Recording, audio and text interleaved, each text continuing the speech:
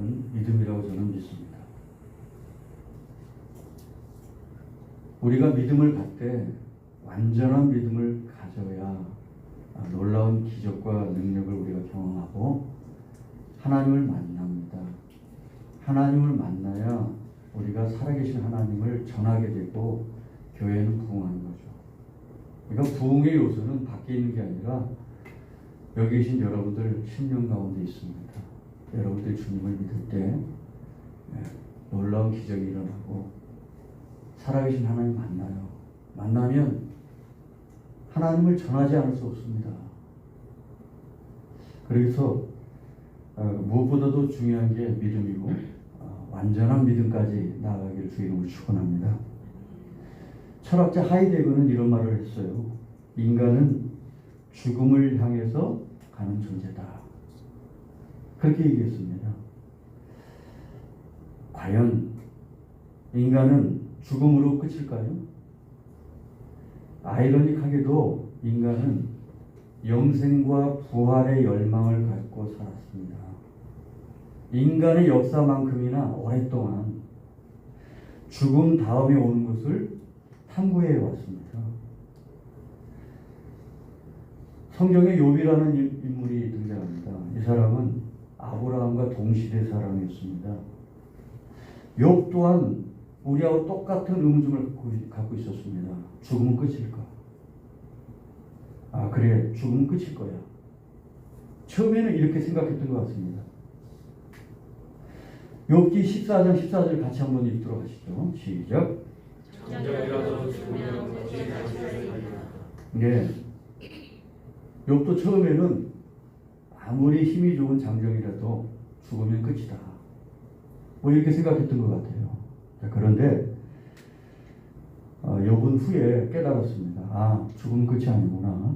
죽음 후에 새로운 인생이 또 있구나. 이걸 고백합니다.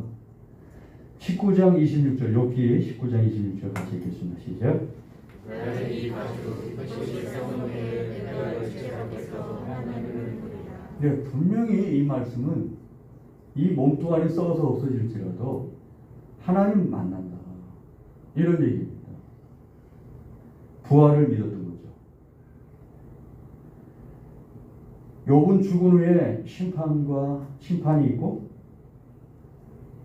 부활이 분명히 있었다는 걸 알고 있었던 겁니다. 아브라함이 100세에 낳은 아들 이삭은 하나님의 약속에 의해서 얻은 아들이죠. 100세에 낳았으니까 도저히 이건 뭐 인간의 방법으로는 불가능한 기적으로 이삭을 얻은 건데 14년이 지난 어느 날 하나님께 나타나셔서 이렇게 말씀하셨어요. 내가 너에게 준 아들을 나에게 바쳐라. 그것도 번제로 바쳐라. 그렇게 얘기했습니다. 여러분들 번제가 뭐죠? 칼로 목을 찔러 죽인 다음에 불로 태워 바치는, 아니면 싹 다 태우는 거예요. 그래서 바치는 제사가 번제입니다. 참 이해할 수 없는 말씀이에요. 하나님의 명령이에요. 누가 아들을 처음부터 달라고 했어요? 그런 적 없어요. 아브라함은요. 그냥 하나님께서 주신다고 하셨고 기적적으로 아들을 또 얻은 거예요. 그런데 14년이 지난 지금 주셔서 아들을 다시 달라는 겁니다. 더욱더 놀라운 것은 아브라함의 반응이었습니다. 아들을 번제물로 바치라고 하나님 명령하셨을 때 즉시 순종했습니다. 저 같으면 하나님께 따졌을 거예요. 그리고 결국엔 불순종했겠죠. 하나님, 제가 언제 아들을 달라고 했습니까? 당신께서 주신다고 약속하셨고 또 약속대로 주셨습니다. 그런데 이제 와서 다시 달라고요? 처음부터 아들을 주지 마시지. 누구 놀리는 겁니까? 참 저는 이런 하나님 참 잔인한 분이시지 않냐. 처음부터 없이 그냥 살게 하시지. 저도 주셔놓고 다시 가져가면 더 화나잖아요. 저 같으면은 아브라함처럼 순종 못했습니다. 자, 그러면 오늘 저는 아브라함이 어떻게 이렇게 엄청난 하나님의 명령에 순종했는지, 그것도 즉시 순종했는지 좀 알아봐야겠다 이런 생각이 듭니다. 창세기 22장 5절을 같이 읽도록 하겠습니다. 시작. 그는 자기 제자에게 말하였다. 내가 이 아이와 집으로 가서 예배를 드리고 너희에게로 함께 돌아올 테니 그동안 너희는 나와 함께 여기서 기다리고 있어라. 예, 방금 읽은 말씀에서 주목해야 할 부분이 있습니다. 그것은 아브라함이 지금 종에게 하는 말이거든요. 이 말씀이 아들 이삭과 함께 예배드리고 다시 돌아올 테니까 기다리고 있어, 이렇게 얘기하고 있는 겁니다.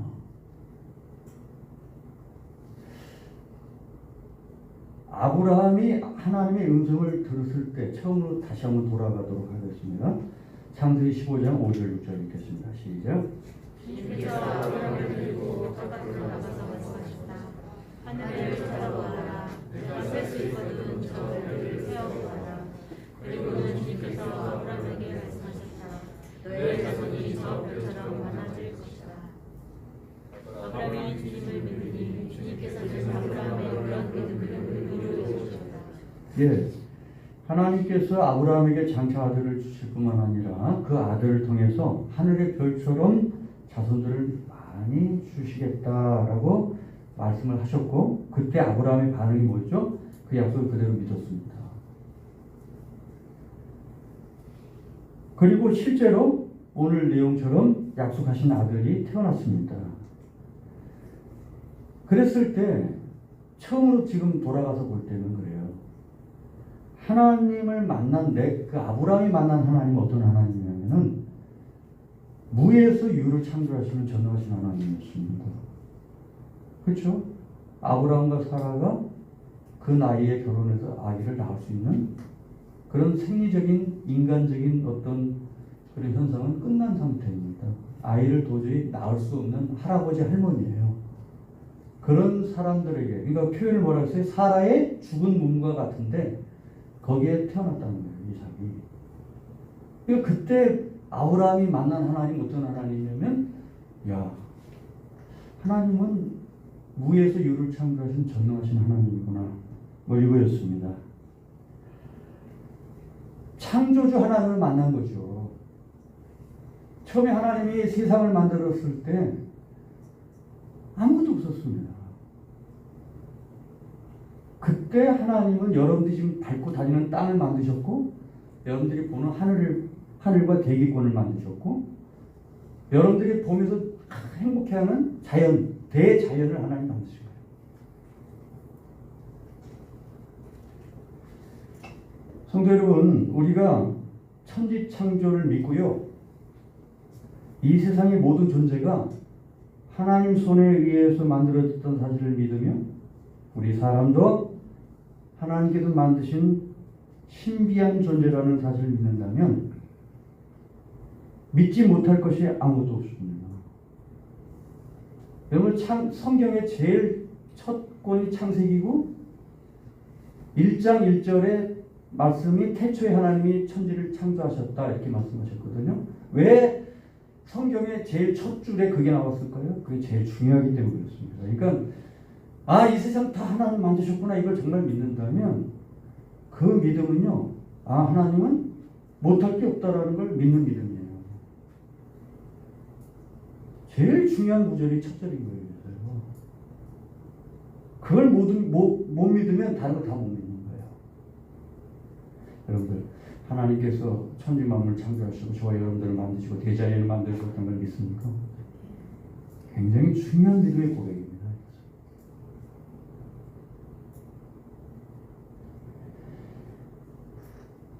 이 대자연을 보십시오. 산속 숲을 걸으면서 울창한 나무들과 각종 다양한 꽃과 풀들, 그리고 새들, 어떨 때는 왜 커다란 노루가 확 지나가기도 하고 막 그러죠. 대한민국에서도 아직까지. 그것들을 내 발로 걸으면서 감동하고 우리 그러잖아요. 또 그런 우리는 누굽니까? 도대체 어떻게 존재할까? 이런 그런 걸 모든 걸 만끽하고 좋다, 너무 좋다, 아름다워, 이런 걸 느끼는 우리 사람은 뭐예요? 정말 신비한 존재죠. 자, 이러한 존재들이 눈에 보이지 않는 아메바나 미세포 뭐 이런 게 진화 과정을 거쳐서 존재하게 됐다라고 여러분들 믿을 수 있을까요? 여러분들 여기 있는 이 종이 한 장도 이것도요 그냥 갑자기 생긴 게 아니에요. 그렇죠? 이거 믿을 사람 바보가 어디 있어요? 자, 이런 종이도 나무에서 미세하게 벗겨내가지고 그리고 그걸 잘 가공해서 여기 온 거예요. 이것도 여러분들 그냥 코 한번 풀고 버릴 이런 합자는 종이도 다 과정을 거쳐서 누군가에 의해서 만들어져서 여기까지 온 거예요. 그런데 이런 엄청난 대자연과 우리 인간이라는 존재가 이렇게 진화해가지고 이렇게 왔어요? 믿을 수 없어요. 그건 도저히 바보 같은 소리예요. 이게 엄청난 건 하나님의 창조물이에요. 믿습니까? 이걸 믿으셔야 됩니다. 신앙은 여기서부터 출발하는 거예요. 자, 이런 창조물이 인간의 죄로 인해서 마구 파헤쳐지고 뭐 이렇게 됐잖아요. 그래서 지구의 수명이 다해가고 있어요. 그걸 여러분들 지금 느끼십니까? 전 세계 사람들이 마스크를 쓰고 살 수밖에 없어요. 지금 대홍수가 일어나고 있어요. 파키스탄 같은 경우는 그 땅이 엄청나게 넓더라고요. 그런데 3분의 1 가까이 잠겼어요. 사람이 발을 딛고 쓸 수가 없을 정도로 잠겨 있더라고요. 그게 왜 그렇게 된 줄 아셔요? 지금 우기예요. 그 나라는 우기. 비가 많이 올 때인데 지금 올 때 비보다도 몇십 배 비가 지금 많이 내리는 거거든요. 근데 그게 1도 1도가 상승할 때마다 비가 이렇게 많이 쏟아지는데 평시에 36도 평균 온도인데 지금 50도까지 올라간대요. 그러니까 3, 4도가 오른 거예요. 평상시보다. 그러면서 엄청난 비가 내렸습니다. 그 아나운서들이 뭐라고 그러죠 지금? 성경에 나오는 노아 홍수 같은 사건이 일어났어 이렇게 얘기를 합니다. 여러분들 이 세상은 점점 갈수록 이제는 다 망가져가지고 사람이 살아갈 수가 없게 될 거예요. 여러분들 그러면 이 세상이 끝나면 어떻게 되죠? 여러분 끝나면 어떻게 돼요? 한번 생각해 보셨어요? 베드로후서 3장 12절 13절에 읽겠습니다. 다 같이 시작. 하나님은 나의 오기를 기다리고 그날을 안간이도록 하지 않겠습니다. 그날의 하늘은 불타서 없어지고 원소들은 타서 녹아버릴 것입니다. 그러나 우리는 주님의 약속을 따라 정의가 깃들여 있는 새 하늘과 새 땅을 기다리겠습니다. 예. 성경은 미리 이 세상이 뜨거워지고 체질이 녹아서 하늘과 땅이 없어질 거라고 얘기했어요. 그럼 그렇게 되면 끝이냐? 아니라는 얘기예요. 새 하늘과 새 땅을 주님이 만들어 놓고 기다리고 계신다는 거예요. 이게 믿어집니까? 당연히 믿어지죠. 왜? 아무것도 없을 때 지구를 만드시고 대기권을 만드시고 별들을 만드신 하나님이에요. 다시 똑같은 일을 하시겠다는 겁니다. 왜? 이 세상은 인간의 죄로 마구 파헤쳐져서 더 이상 하나님이 만드신 이 사람이나 자연들이 존재하기가 어렵게 되기 때문에 하나님께 그거 없애시고 또 똑같은 창조를 하시겠다는 거예요. 이 사실을 못 믿어요? 아니 천지 만물을 지으셨다는 걸 믿는다면 이 사실도 당연히 믿어지겠죠. 못 믿으니까 문제지.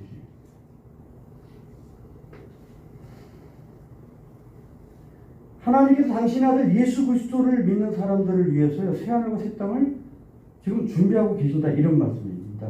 아무것도 없었던 때 하늘과 땅을 만들어 사람들로 살게 하신 하나님께서 세상을 불로 심판하신 다음에 새하늘과 새 땅에서 예수를 믿는 하나님의 자녀들로 영원히 살도록 준비하고 계신다는 게 오늘 성경 말씀입니다.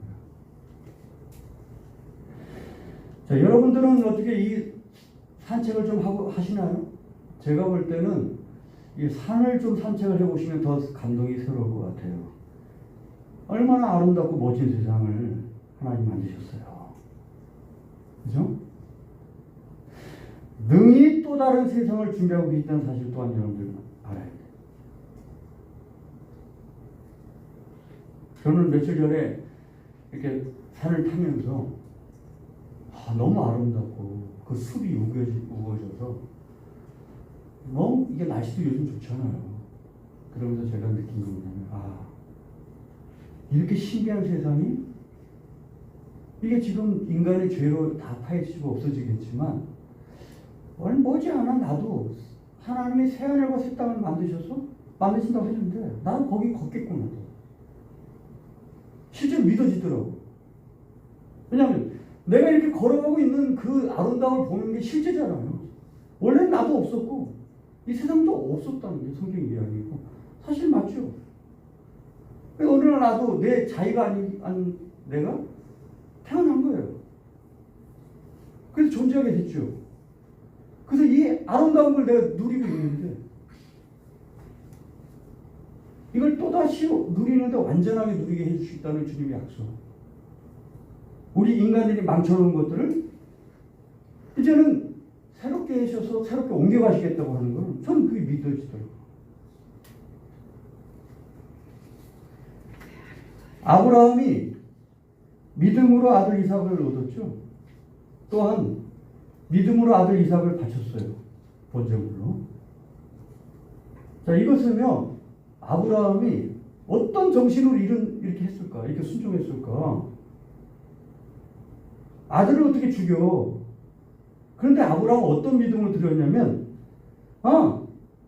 하나님 전능하셔서 아무것도 없었을 때도 아들 주셨는데 이 아들 다시 살려주시겠지. 이런 믿음으로 바쳤다는 거예요. 대단한 믿음이죠. 자, 이런 믿음을 무슨 믿음이라고 그래요? 완전한 믿음이라고 하는 거예요. 성도 여러분, 우리는 죽음이 전혀 무섭지 않습니다. 왜냐? 내가 죽더라도 다시 살리실 걸 믿기 때문에. 믿습니까? 이게 완전한 믿음입니다. 여러분 살아가면서 망했어요? 망할 것 같아요? 나 앞으로 먹고 살기 힘들 것 같아요? 천만의 말씀입니다. 하나님이 어떤 하나님인데 아무것도 없는 가운데서 만드신 전능하신 하나님이에요. 죽은 자도 다시 살리시는 하나님이에요. 하나님은 능치 못할 일이 없는 분이에요. 이걸 믿는데 여러분들 삶 속에서 아주 작은 그런 일들 그런 일들 여러분들 못해하고 망할 것 같아요? 믿음이 없는 자들이에요. 절대로 그렇지 않습니다. 여러분 삶 가운데 크고 작은 일에 전능하신 하나님을 믿고 그 믿음으로 큰 승리를 거두실 주님을 축원합니다. 이런 경험이 없는 사람이 어떻게 전도합니까? 이런 믿음의 체험이 없는 사람이 야, 하나님 살아계시구나. 어떻게 이 자리에 나와서 찬양을 합니까? 어림도 없습니다. 졸다가 갈 뿐입니다. 그냥 마지못해 교회에 나오는 겁니다, 여러분.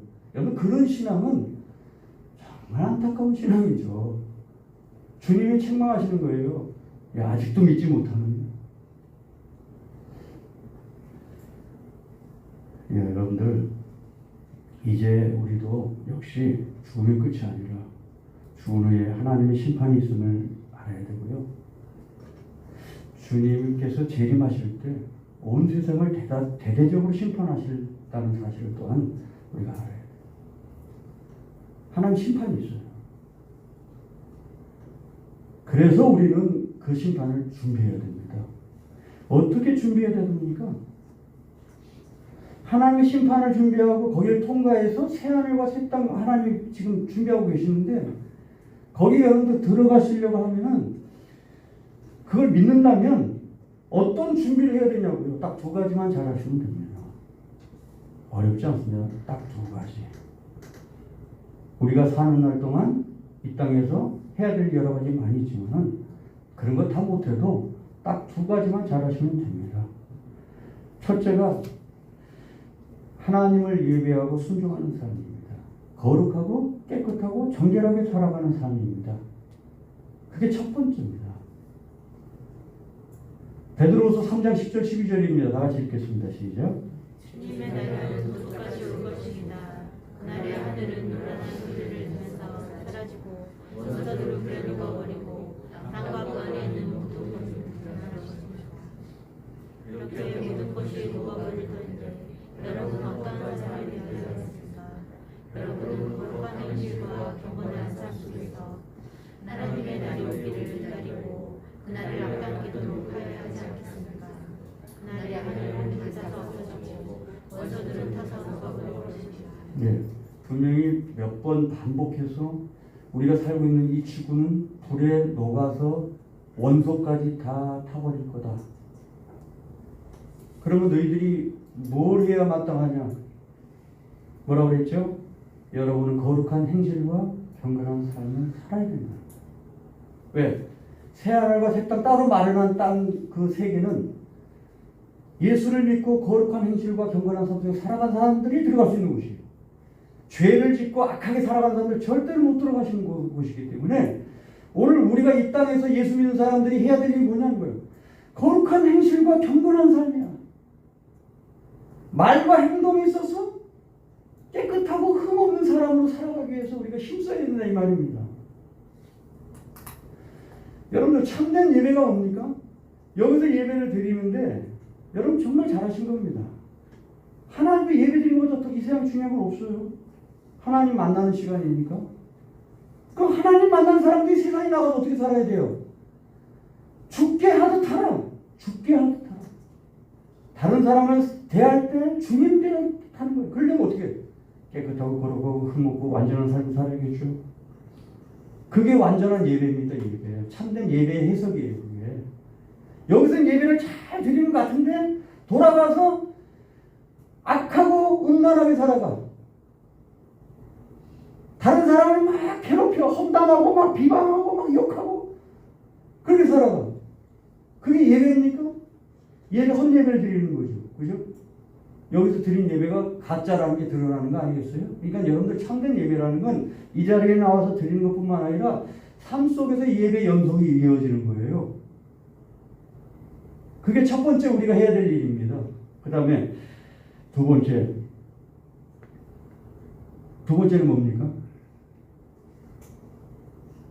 이제 마지막 한 가지입니다. 여러분 잊지 마십시오. 참된 예배자가 되는 거. 그 다음에 두 번째가 뭐라고요? 전도자가 되는 겁니다. 베드로후서 3장 9절 읽겠습니다. 시작. 어떤 너희들이 생각하는 것과 같이 주님께서는 약속을 거두시키시는 것이 아닙니다. 도리어 여러분을 위하여 오래 참으시는 것입니다. 하나님께서 아무 멸망하지 않고 모두 회개하는 데에 이르기를 원하십니다. 예, 그렇습니다.